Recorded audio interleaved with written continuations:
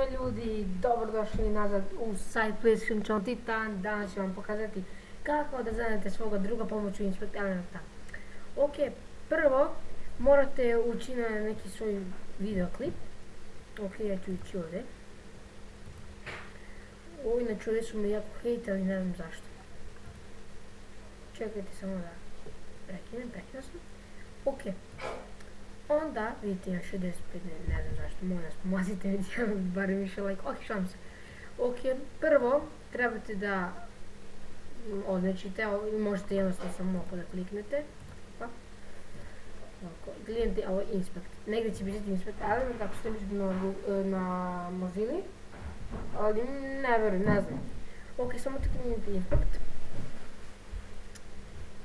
Kada ste kliknuli, izaći će vam nešto ovako.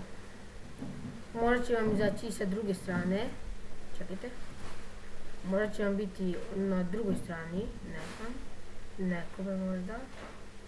Sad ja ne znam kako vam prebaciti na drugu stranu, nekom sigurno, možda će biti.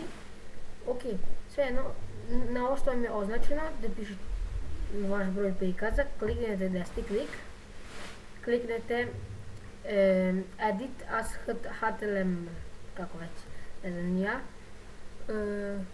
Ok, onda ćete kliknuti, možete napisati na primjer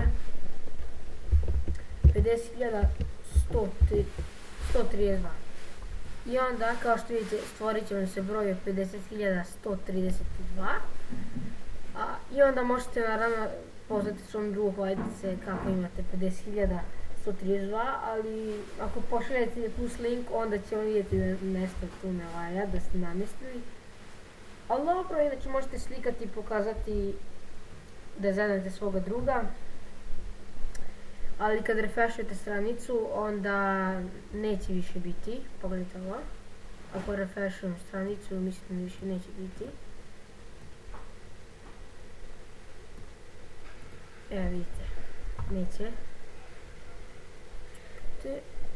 Dobro, to je bilo to za ovaj video. Vidimo se u sljedećem. Poz!